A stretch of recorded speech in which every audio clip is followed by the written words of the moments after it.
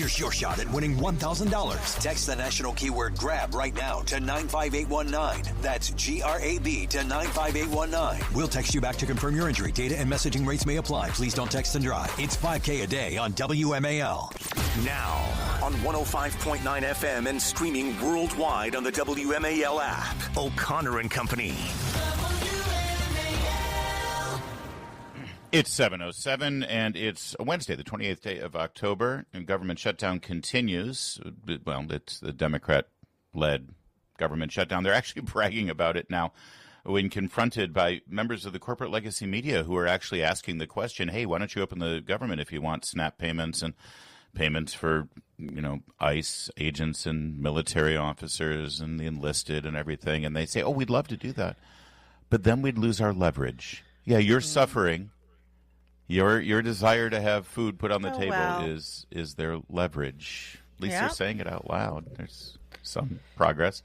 Coming up at 8:05, we're going to speak with the leader of the House of Delegates in Virginia, Terry Kilgore, talk about the gerrymandering special session the Democrats have called pretty much to get Winsome Sears off the campaign trail, and the new legal opinion about that session and the redistricting that has been written by Attorney General Jason Miyares. We got a lot to get to this morning. It's Larry O'Connor. That there is Julie Gunlock. I know her. She's famous. Hey, Julie, good morning. Thanks for being here. Good morning. Good morning. You know who else is famous is the president of the Heritage Foundation, who's breathed a new life into that organization for sure over the last couple of years as his tenure began. He is Dr. Kevin Roberts. He joins us now. Kevin, thanks for joining us, sir. Larry, Julie, it's always a pleasure. Thanks for having me. There's a lot to talk to you about, but I think the most important thing is big news about your podcast, The Kevin Roberts Show, that's been on hiatus for a couple of months, but you're relaunching with a new episode today. Well, we are. We went on hiatus to make sure that we could cook up a whole bunch of new conspiracies that would drive radical left crazy. And we did the second thing, Larry, which is really interesting. And we've added this co-host whose name is Larry O'Connor. And when my colleagues suggested that, I said, how perfect. And I said, now, why do we need to add a co-host? They said, there needs to be a little more personality in the show. I said, okay, I can handle that. I don't know about that. But I have to say, we've it's a weekly podcast coming out starting today, and then we'll drop an episode every Wednesday. And Kevin and I have gotten in the studio and done a couple of them. I got to tell you, Julie, Kevin Roberts comes across as, he's very educated. He's a doctor, He's very educated. He's very smart. He's very, grounded and sort of that. The guy's hilarious.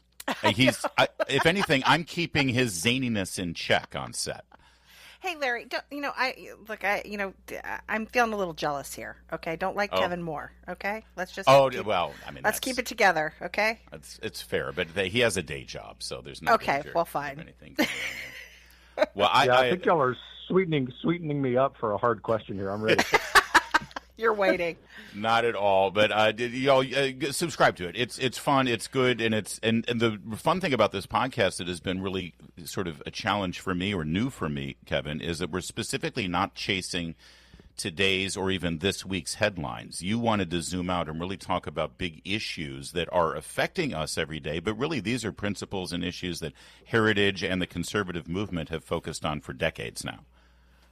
Yeah, that's right. I mean, we have a lot of great shows, and you know what I mean it when I say starting with yours, the best show in radio in the morning, actually all day, and you do a great job. Truly, you do a great job of covering the current events. And so we thought at Heritage, because we do that too, if I could take a step back with your truly great moderating, Larry, and look at the big issues they're timely because they're timeless.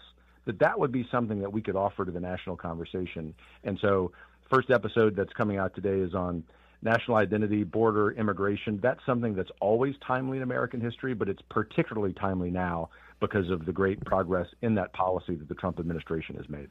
Well, and in the meantime, all these things are sort of hitting home right now in today's headlines. All you have to do is look up at New York City, where we're about to see a bona fide communist, a Democrat socialist, who has embraced the global jihad. And it was even likening police officers handcuffing criminals in New York to the IDF and Israel. And saying that the IDF was funding the NYPD. This guy is a wackadoodle, Dr. Roberts, but he seems to be speaking for what is now the mainstream power center of the Democrat Party. Oh, he is. And what's happening, lamentably, tragically, as we will see, because I do believe Mamdani will be elected in New York, is the fusion of two really troublesome parts of the leftist coalition. On the one hand, neo-Marxists, we know them well in Washington, D.C. They're led by Schumer. But on the other hand, represented by Mamdani, are radical Islamists. Not Muslims themselves, but Islamists, people who believe that Islam can be turned into a political project. The fusion of Marxism and Islamism in New York City, the world's most important financial center, ought to scare us to death. And you probably saw the news this morning that the Democratic Socialists of America, which used to be very irrelevant, plan to run 1,000 candidates for mayor positions and county executive positions over the next election cycle. This is not some fleeting thing that's happening. This is real, and those of us on the right really need to confront it. Well, you mentioned frightening, and one other thing that's quite frightening is what's going on in Virginia. You are a Virginia resident, and we've got Jay Jones running for AG top cop in Virginia, and he has made these, what's been made public are these text messages. And what shocks me, Kevin, is that, he's trailing, obviously, but there's still a significant number of people who are supporting Jay Jones, and you've got the entire Democrat ticket in Virginia that has refused to ask him to step down. What are your thoughts on this, and any predictions for the race? Well, two thoughts, and then I'll get to my prediction quickly. The first thought is, just as a Virginia resident for the third time in my life, very happily, is culturally, this is sick. But it shouldn't surprise us, because in the wake of Charlie Kirk's assassination, someone did a poll, it was a credible poll, asking people who described themselves as liberal if it was okay to use violence against your political opponents. 40% of Americans under the age of 35 who call themselves liberal said it was okay. So it's lamentable, but not a surprise. Second point, that Abigail Spanberger could stand there silent, which actually is really rude to Lieutenant Governor of Virginia on one hand, but on the other hand, not say anything because they are captured by this very wing of the leftist movement that Mamdani personifies. My prediction is that the governor's race is going to be much closer than people think.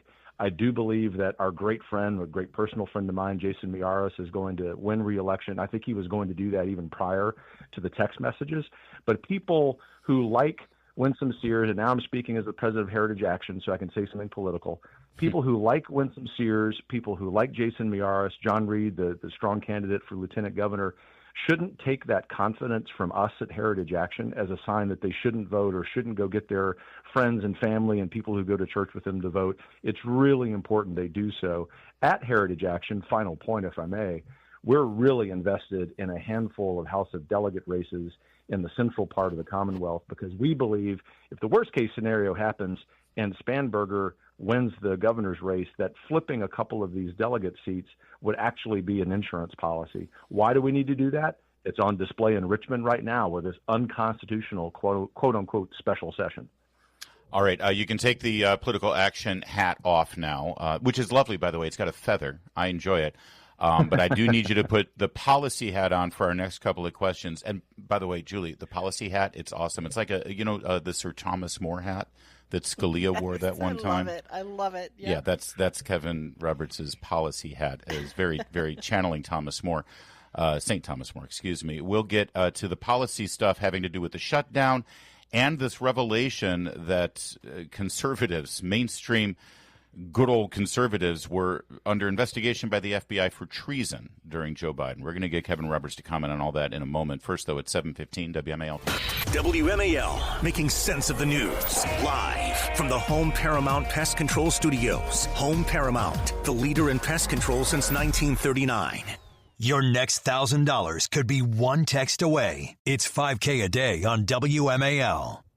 Speaking with Heritage President Kevin Roberts, his podcast, The Kevin Roberts Show, relaunches today with me as his trusty sidekick. I'm Hutch to his Starsky. I'm Lacey to his Cagney. I'm Bear to his BJ. It's worth seeing. Oh, wait a second. BJ and the Bear. Bear was the monkey, wasn't he? I think. I believe so. It's perfect. It's about right. Yeah. Kevin Roberts, the government shutdown has been a remarkable thing to watch. The media is kind of ignoring it because they know that if you ask a couple of questions, you realize it's all Chuck Schumer and the Democrats who have initiated this.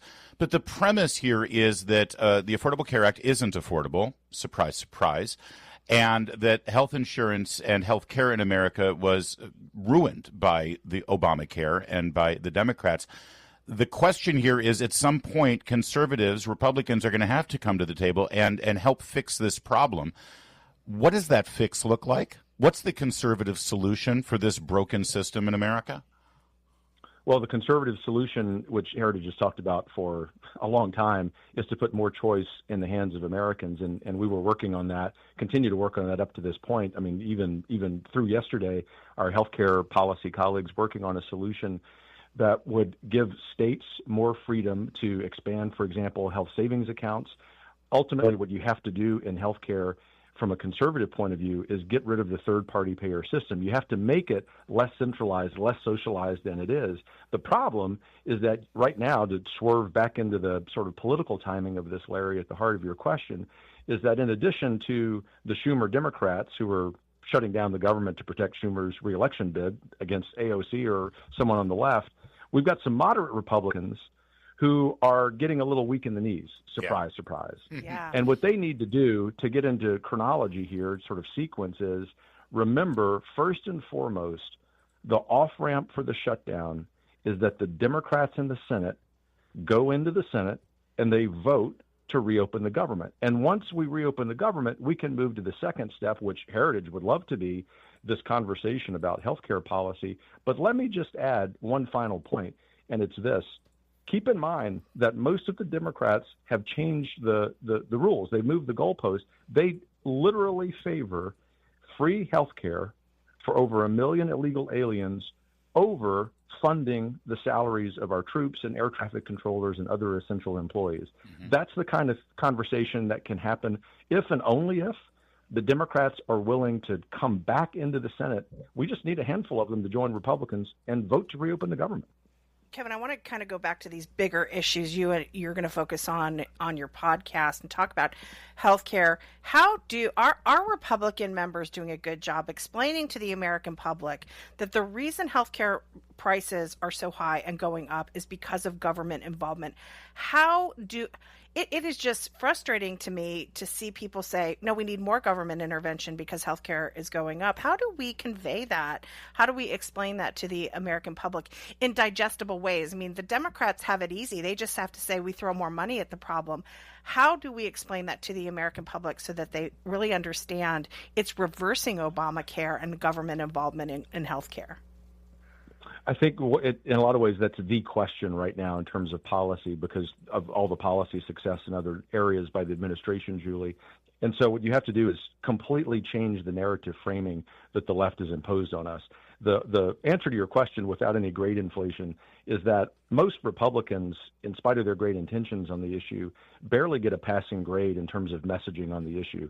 But people like Senator Rick Scott, Speaker Mike Johnson, I think is particularly good on this, as is the senator.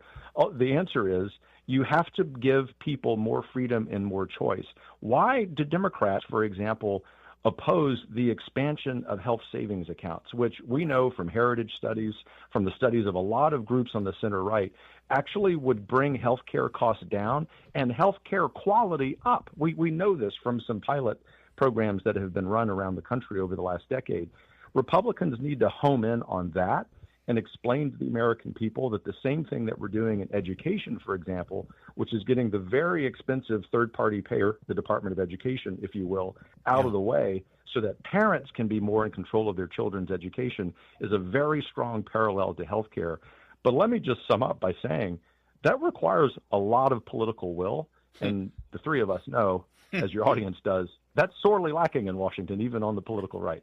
I'll tell you, one of the most intriguing things of the episodes in the Kevin Roberts show that Kevin and I have been able to produce so far is that I feel like Kevin Roberts is more frustrated sometimes with people who call themselves conservatives in this town, but who are just on board with all the big government liberal policy ideas than he is with the left. At least the left in this town, Kevin, don't hide who they are. But I feel like your biggest challenge is people who call themselves Republicans.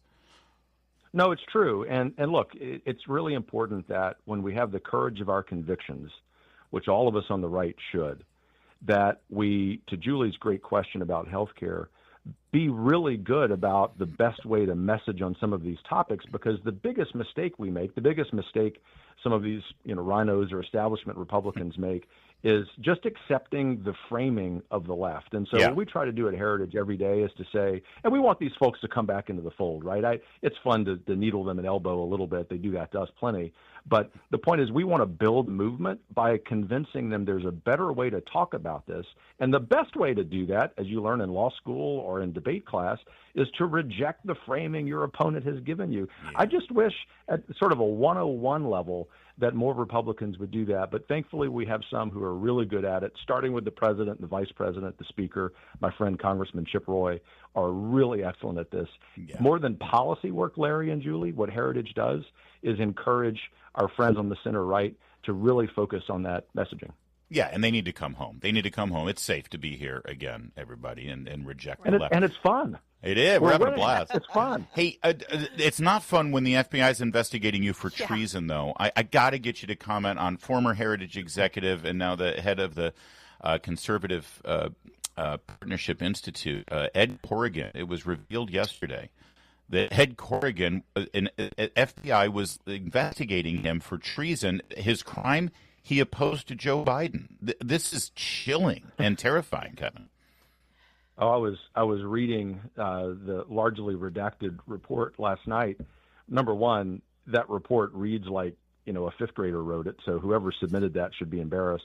Secondly, the FBI is rotten to the core. I'm grateful for the reform that the administration has brought, but as I've told you on your show over the last few years, sometimes certain organizations become so rotten to the core that they really do have to be deleted and started over from scratch.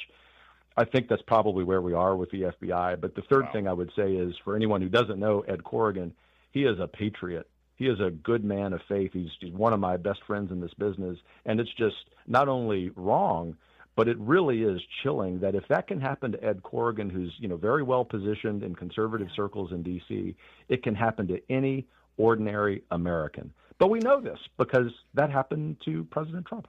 Yeah, what you just said about the FBI, Kevin Roberts, was echoed by Senator Mike Lee, by the way, yesterday. He also said this may be it. It may be too far gone. Great talking with you, and we look forward to the launch of the podcast today, first episode, and then every Wednesday after that, people should subscribe. And I'll see you soon, Kevin Roberts. Thanks. Congratulations. And y'all really are. Thanks. Y'all really are the best. Thanks for having me on. Appreciate it. But you heard how he qualified it. You guys are the best radio show in the morning. In the morning. Between 5 to 9 in Washington on FM. On this channel. 725 WMAL. Now on 105.9 FM and streaming worldwide on the WMAL app. O'Connor and Company.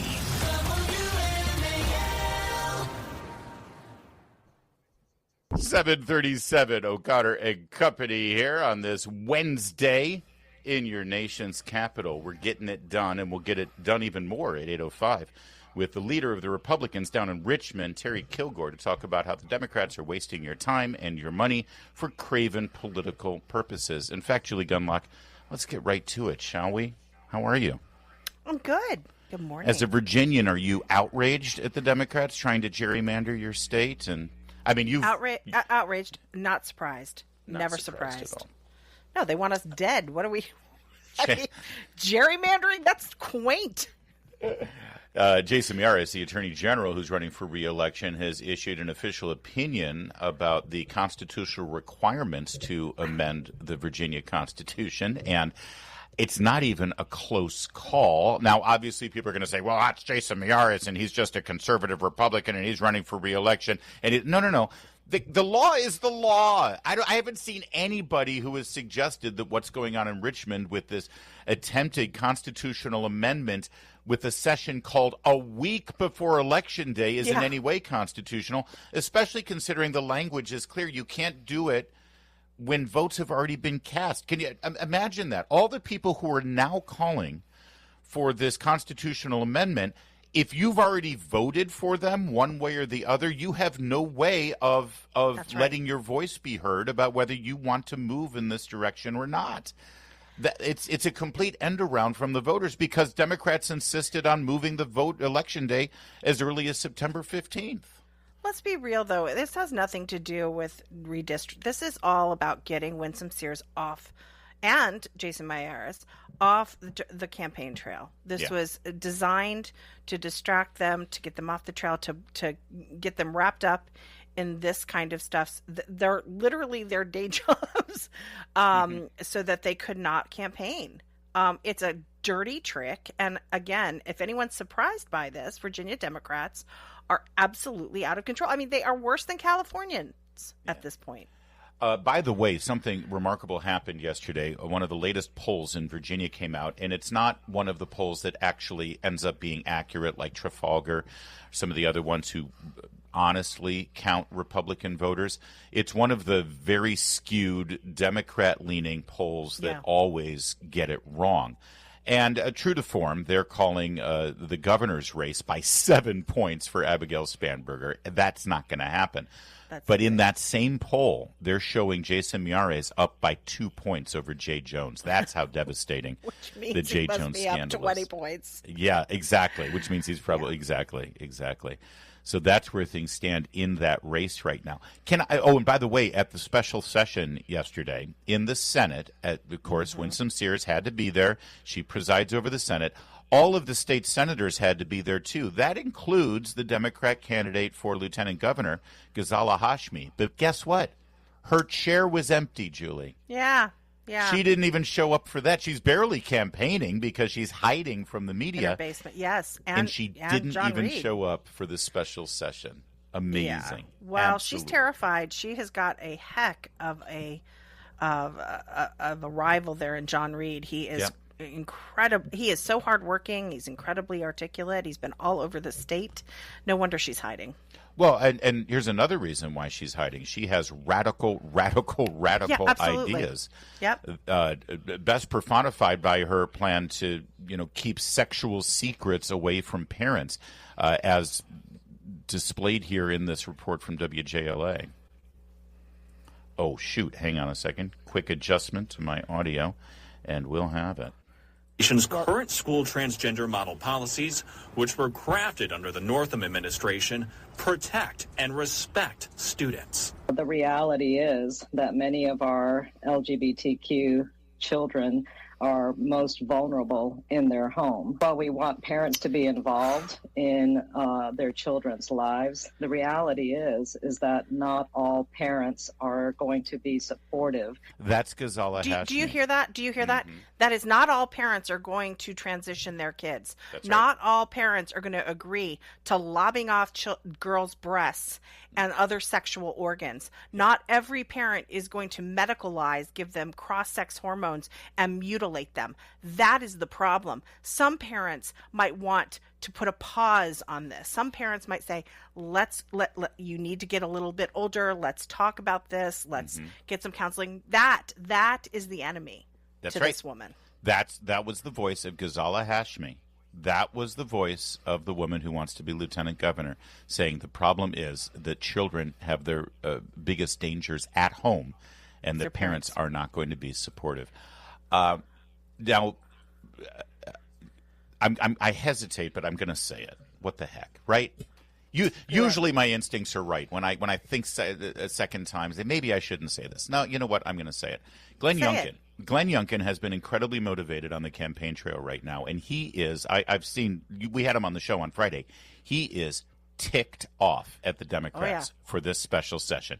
He is doubling down on his media appearances, on his campaign appearances. He is all in for Winsome Sears.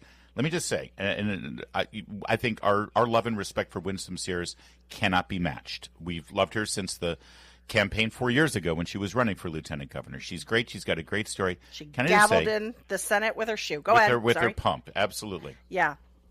I want to be honest, and I got to keep it real. And I've said it before, and I'll say it right now, even a week before the election. She is not a naturally gifted politician, and I say that actually with admiration. The fact that she is one election away from being governor of Virginia is a testament to how genuine she is, and her story and her ability to frankly transcend not playing the BS politician game. You know what I mean? I see what you mean. Yep. But I want to say this. Talk about backfiring. First of all, I think that the Democrats are getting really bad press and bad media for this political stunt and this end around trying to gerrymander in the final moments of this campaign. And they think it's going to work by taking Winsome Sears off the campaign trail. But guess what it's done? It's put Glenn Youngkin dead center in the campaign trail. Glenn Youngkin is a gifted campaigner. He is gifted at kissing the babies. He is gifted at doing the rallies. I wonder if this thing is actually going to bite Democrats in the butt in this final stretch, because Winsome Sears, who again is not the most gifted, glad-hander out there, she's been pushed to the sidelines by Democrats, and Glenn Youngkin is filling her space. Interesting. Interesting. I don't want anyone mad at me for saying it like it is, but I think this might actually end up being a difference maker. Because think about it. If this weren't happening, it would be weird for Glenn Youngkin to sort of act as the primary campaigner for Winsome Sears, because it's not his campaign. It's Winsome's campaign, right? Yeah. But now Winsome Sears has an excuse. She's stuck in Richmond. It's almost like you're saying that from a strategy standpoint, Democrats are kind of stupid. Yeah, I agree with you on that. More succinctly said, and as usual, more of an edge from Blondie Julie Gunlock. It's 7:45. Later this morning on the Chris Plante Show, will bad poll numbers for the Democrats at long last force them to end the Schumer shutdown? 9 a.m. on WMAL. Let's take a moment here to catch our breath and say a prayer for the people of Jamaica, as it was just the worst-case scenario last night. Just at sundown, the Hurricane Melissa hit their shores at 185 miles an hour. It is one of the strongest ever recorded hurricanes in the Atlantic. Apparently, only Hurricane Allen in 1980 had stronger winds at 190 miles an hour. Absolutely unprecedented. And, you look at hurricanes and you almost become numb to the coverage of these things. And then you look at the eye of that storm and compare it to the size of Cuba, to the size of Jamaica, and it is overwhelming to think about, especially when you consider Jamaica not known for their real strong infrastructure there on that island. That's right. Let's and face look, it. we do need to pray. There are people who could not get off that island. They just could not get off. They had nowhere to go. So it is devastating. And I'm looking at some of the pictures in the aftermath, and it's we're now that the sun is up, we're going to see some real devastation, and hopefully the lives lost will be kept to a minimum, but people are going to die in this storm. Also, it should be noted that the great sailors on the USS Gerald Ford and the airman, since that is a carrier, is in the area or was headed to the area even before the storm hit. These aircraft carriers and our Navy are used for vital work there, including just being able to get power to an area if necessary, and fresh water and medical supplies, and they even act as floating hospitals at times. Always the U.S. military is there in times of need. So say a prayer for everybody involved. It's 7:54.